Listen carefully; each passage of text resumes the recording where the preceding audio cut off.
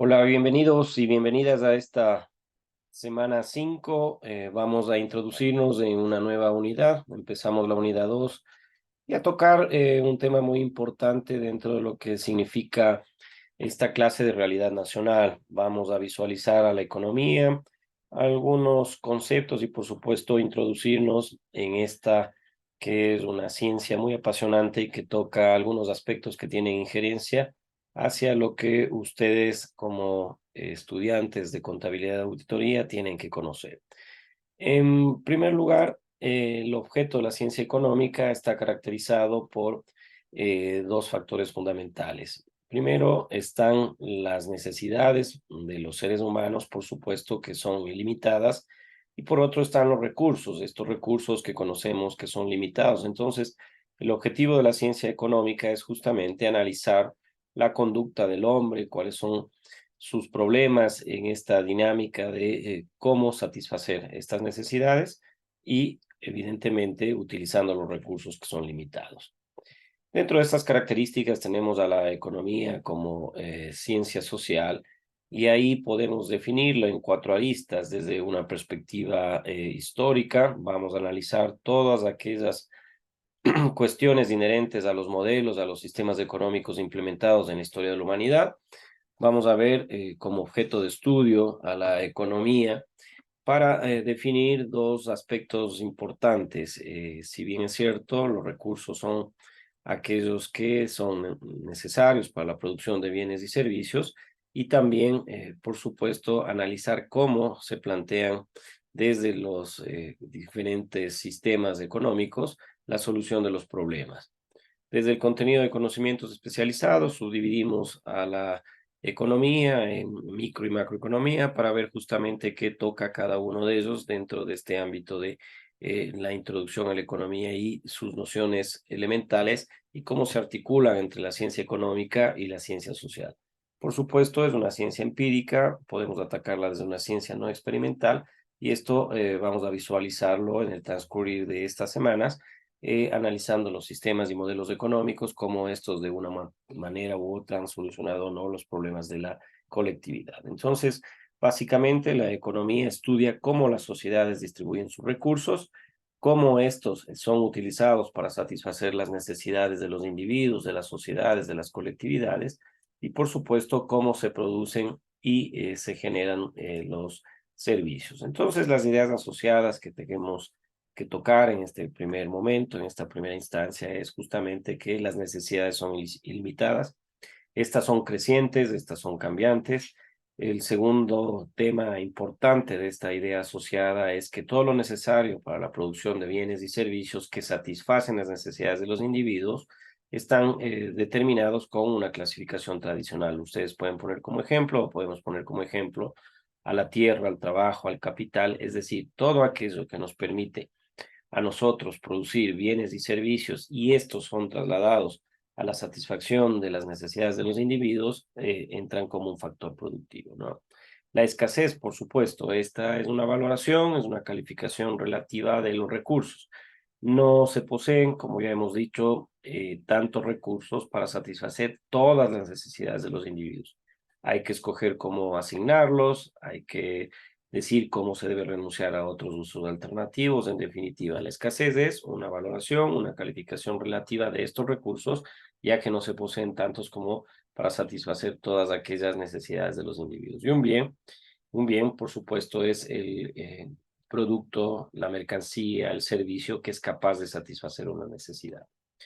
Dentro de esta caracterización de las nociones elementales de la ciencia económica como objeto y su clasificación, debemos decir qué producir, en qué cantidades, salta la pregunta de cómo producir, salta la pregunta de para quién producir. Entonces, si es que vamos a un gráfico básicamente de estos tres problemas fundamentales que tiene que resolver la economía como una ciencia, es qué se va a producir, cómo se va a producir y quién va a quedarse con esta producción. Entonces, en la utilización de los recursos productivos escasos, entra sumamente importante esta producción de bienes y servicios que va a satisfacer las necesidades ilimitadas de los individuos, de las colectividades, y por supuesto, en esta utilización de recursos productivos escasos, va a decidir cómo utilizar estos recursos para poder satisfacer estos bienes y servicios. Entonces, en este gráfico de esta diapositiva, básicamente lo que se plantea es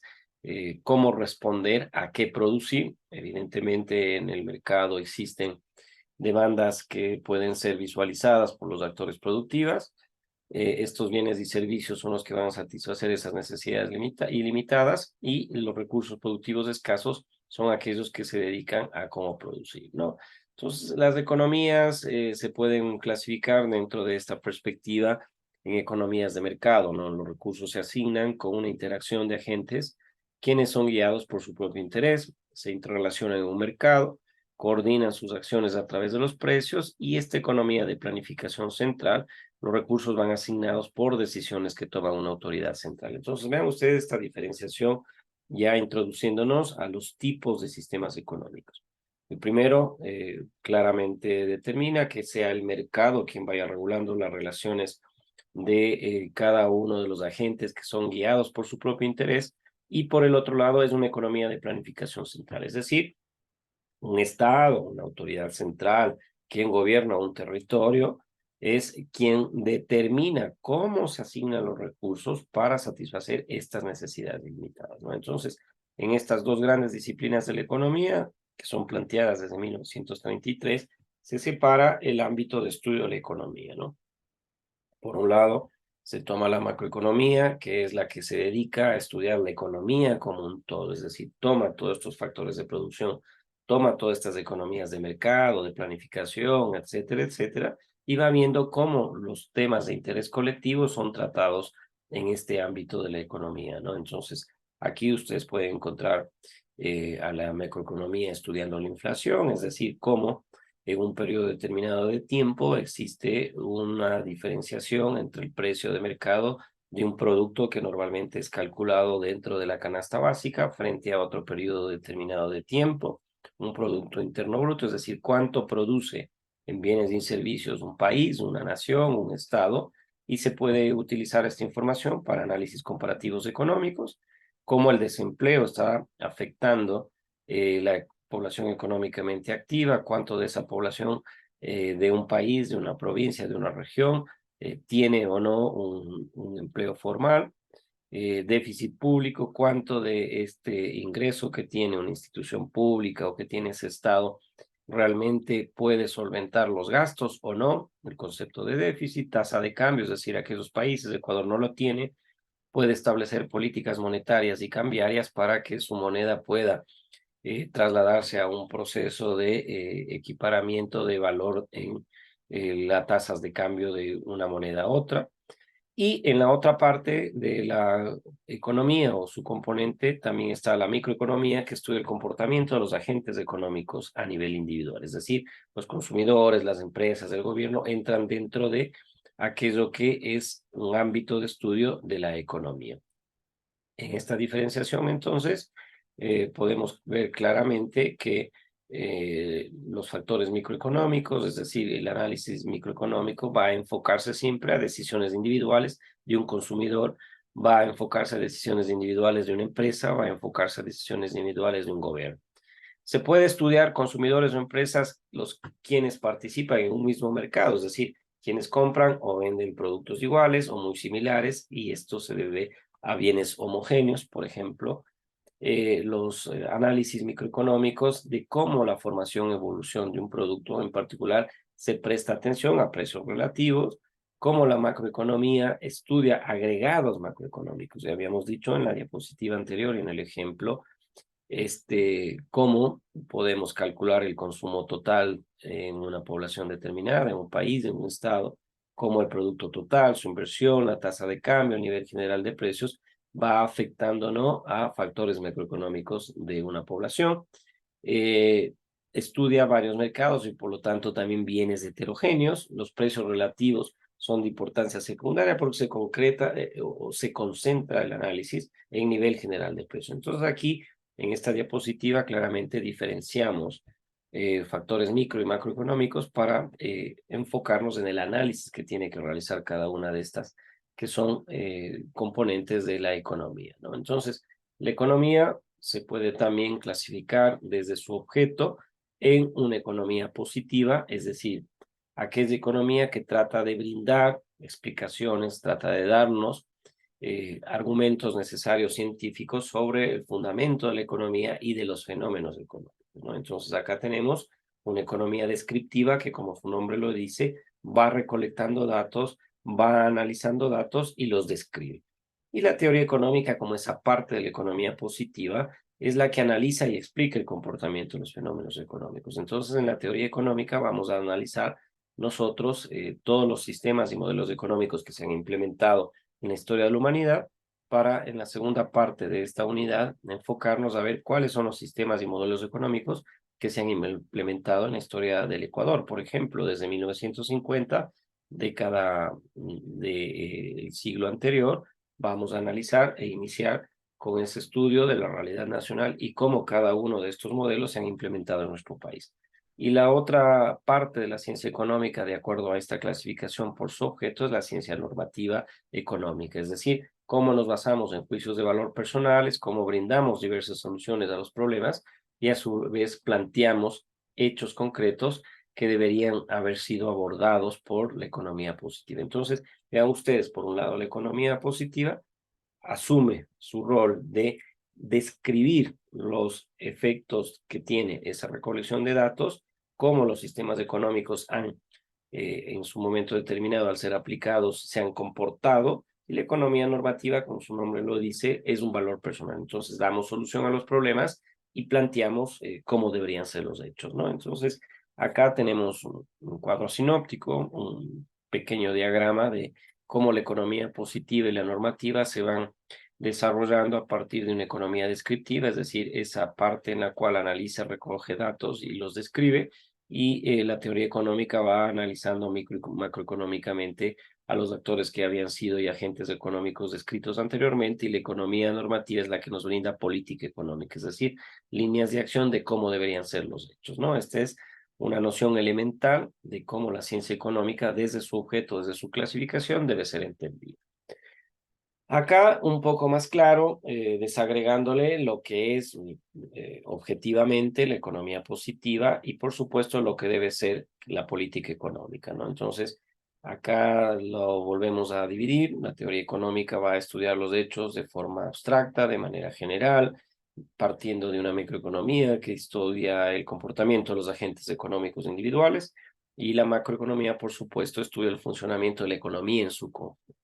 Y la economía aplicada es aquella estructura económica que describe el presente, pero siempre partiendo de una historia económica, es decir, cómo describimos el pasado. Y aquí vamos a estudiar los sistemas y modelos económicos que han sido implementados en la historia de la humanidad. Bueno, y la parte positiva, lo que debe ser lo subjetivo, es la política económica.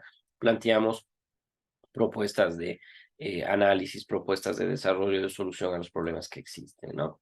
Etimológicamente es necesario ver cómo ha evolucionado este concepto en la historia. Es una palabra griega que significa casa y a su administrador nemo. Entonces, economía es básicamente cómo administrar una casa, ¿no? Entonces, si trasladamos este análisis etimológico a la economía, es cómo en el fondo realmente podemos nosotros, como los griegos en su momento, analizar y ver, suplir necesidades limitadas de una familia a partir de recursos limitados. Entonces, si nos vamos a la parte en la cual se relaciona la economía con otras ciencias, acá, por supuesto, estudia el comportamiento humano, la antropología, la sociología y la psicología, porque permiten entender desde el análisis histórico antropológico, desde el análisis social, desde el análisis del individuo, cómo podemos nosotros, en un contexto tan globalizado, ver la demanda que tienen estos individuos desde una perspectiva histórica, social e individual. Entonces es necesaria que la economía se articule con estas ciencias para analizar justamente el estudio humano, ¿no? La geografía, por supuesto, y la demografía, porque va a permitirnos ver en dónde se encuentra concentrada la mayor parte de la población, cómo se puede entender el mercado desde la perspectiva geográfica. La demografía, por supuesto, ver cómo está compuesta una población en un país determinado, en la cuestión étnica, en la cuestión etaria, cómo vamos a poder nosotros suplir las necesidades que tienen cada uno de estos componentes a partir de las necesidades que tiene cada uno de ellos, la historia, por supuesto, cómo nosotros vamos a desarrollar política económica si no estudiamos los sistemas y los modelos que se han aplicado anteriormente, desde la filosofía, por supuesto, pensar qué es necesidad, cómo el hombre tiene la posibilidad de suplir estas necesidades, cómo van apareciendo estas propuestas innovadoras de volver a trasladar sistemas económicos que plantean bienestar a estas sociedades. El derecho, por supuesto, es un acto normativo que requiere ir visualizando las leyes, reglamentos que tienen en un país una determinada incidencia frente a otros, de acuerdo a modelos económicos, y otras, por supuesto, tecnología, estadística, matemáticas, podemos ponerles a ustedes en la contabilidad y auditoría, porque son quienes el día de mañana van a administrar los recursos, ustedes van a ser los garantes de que los ingresos, los gastos, es decir, ese flujo financiero que existe en una institución pública o privada, cumpla con su precepto de, si es que es privada, la producción de bienes y servicios, y si es que es pública, por supuesto, los ingresos que tienen esas instituciones públicas se traslade a partir de la posibilidad de ir, eh, por supuesto, supliendo la posibilidad de que se concrete la solución de los problemas que tienen estas instituciones públicas y sus responsabilidades, ¿no? Entonces, acá en estas diapositivas siguientes voy explicando cómo la relación de estas ciencias con la economía va determinando su relación.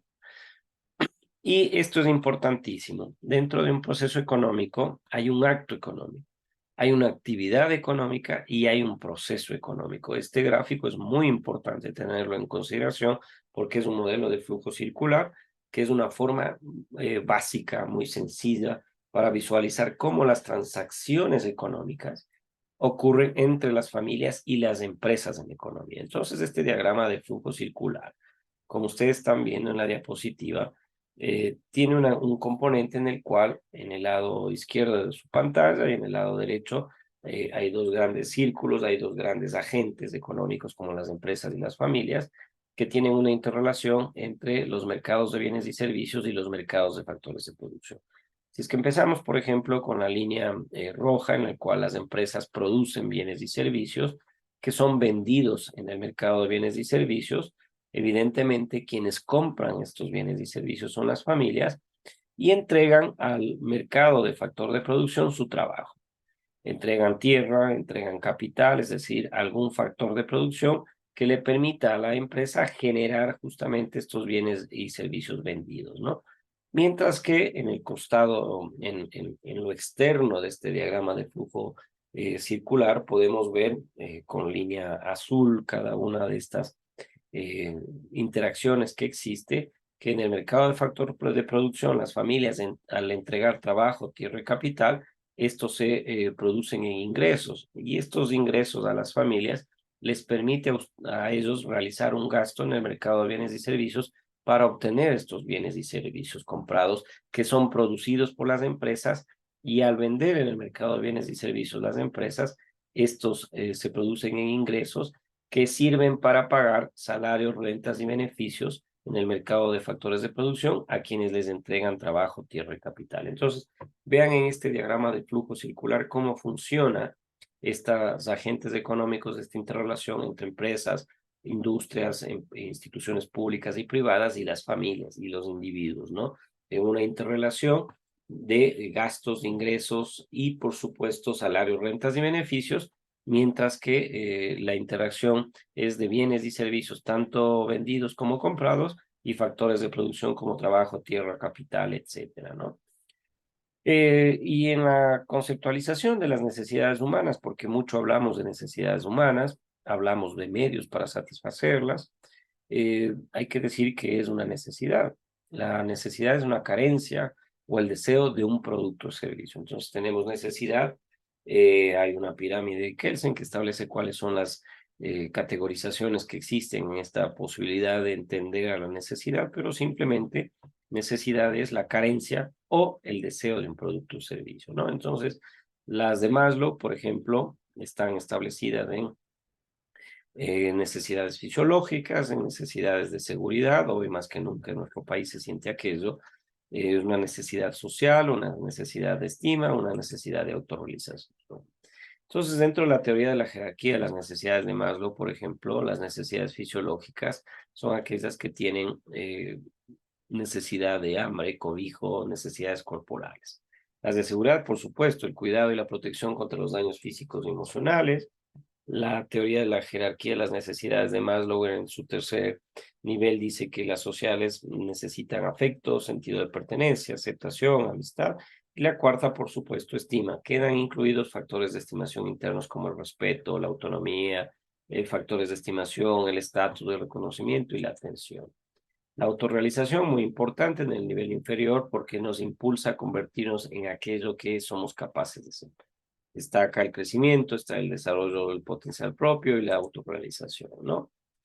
Y para ir concluyendo esta clase, vamos a ver cuáles son los bienes dentro de estas necesidades humanas y los medios para satisfacerlas y cuáles son sus clasificaciones. Los bienes se clasifican según su escasez o abundancia, por ejemplo, en bienes económicos. Son aquellos que, además de ser útiles, son o están disponibles en la naturaleza, pero no de manera libre, es decir, hay que transformarlos para que sirvan a las necesidades humanas. Por ejemplo, un vehículo, un coche, un automotor es un bien económico.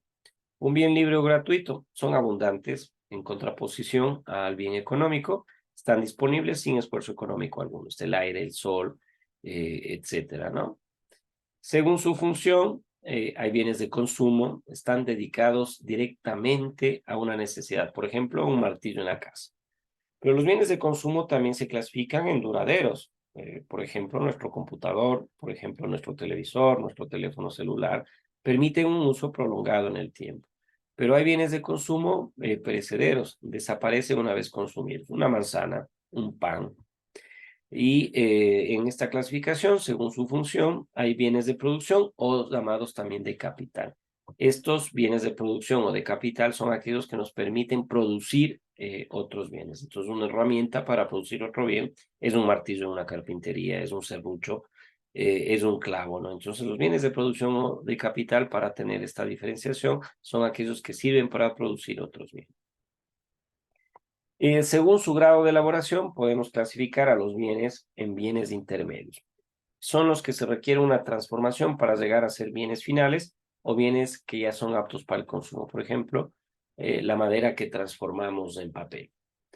Y los bienes finales son los que ya están aptos para el consumo, ¿no? Pueden ser intermedios o finales en función del uso que le demos. La harina puede ser un bien intermedio para producir pan o un bien final cuando ya lo usamos directamente para cocinarlo y tenemos un pan. Entonces, acá, según el grado de elaboración, tenemos bienes intermedios y bienes finales, ¿no?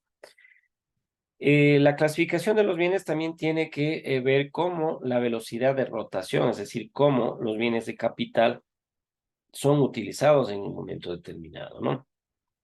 Un capital circulante es el que se agota en un ciclo productivo, y ustedes deben entender esta clasificación de los bienes porque tienen que establecerlo en las partidas presupuestarias correspondientes cuando hablamos de combustible, materias primas y lubricantes. Y capital fijo, él permanece a través de varios ciclos de producción, un edificio, una carretera, una herramienta, etcétera, ¿no? Según el acceso a los bienes, también podemos decir que los bienes públicos son de todos. Ustedes han pagado un impuesto para que la municipalidad construya un parque. Todos los que vivimos en Guaranda o en la ciudad en la cual vivamos, podemos ir a disfrutar de este bien público, un parque, por ejemplo. Y bienes privados, según el acceso a los bienes, es aquel que una persona lo ha comprado, lo ha adquirido, por ejemplo, una moto, ¿no? Clasificación de los bienes según la relación con el ingreso. Esto es importante para entender, por ejemplo, cómo bienes de una demanda normal son aquellos bienes cuya cantidad demandada crece cuando se aumenta el ingreso. Entonces, a nosotros, profesores universitarios, nos incrementan el ingreso y hay una demanda normal porque la cantidad que demandamos va a crecer en medida que aumentemos nuestro ingreso, ¿no? Bienes de lujo. Ante un aumento de los ingresos, la cantidad demandada aumenta más que proporcionalmente. Por ejemplo, perfumes, viajes, etcétera, ¿no? Va en proporción el bien de lujo a medida que aumente el ingreso. Los profesores ganamos mucho más dinero, vamos a tener un perfume, vamos a querer viajar, etc. Bienes de primera necesidad. Ante un aumento de los ingresos, aumenta la cantidad demandada menos que proporcionalmente. Probablemente los bienes de primera necesidad son los que tienen esta afectación con relación al ingreso porque evidentemente ya no queremos tomar una gaseosa, alimentos, etcétera. Bienes de demanda inferior, la cantidad demandada va a disminuir al aumentar el ingreso. Ya no voy a gastar en autobús, ya no voy a gastar en transporte público porque si aumento mi ingreso, voy a comprarme un vehículo. Hay bienes que según la relación que tienen se van a mantener entre sí. Bienes complementarios, aquellos que es necesario conjuntamente comprar este bien. Por ejemplo, no puedo comprar solo un zapato izquierdo, tengo que comprar el zapato derecho también. Hay un bien sustitutivo, perdón, aquellos que satisfacen la misma necesidad y por tanto se consumen uno u otro. O compramos una marca de chocolate o la otra. Entonces es un bien sustitutivo. Según el ámbito de uso, el bien público son abundantes y no son propiedad de nadie, ¿no? El agua, el mar, la luz, ya habíamos dicho, los bienes privados tienen relación con los deseos que hay de los mismos. Son bienes escasos en cantidad, tienen un precio y son objetos de comercio, una casa, un vehículo, etcétera, ¿no? Entonces, en esta clase hemos dejado claramente establecido el concepto de economía, su clasificación, cómo cada uno de estos elementos de la economía, micro y macroeconomía, se enfoca a analizar evidentemente cada uno de los aspectos que vamos a estudiar a continuación. Hemos analizado igual la clasificación de los bienes y, por supuesto, esta clase quedará grabada como una hora asíncrona para que ustedes puedan seguirla, para que puedan complementarla con los otros recursos que hemos entregado y, por supuesto, será un gusto verles en la próxima clase. Muchas gracias.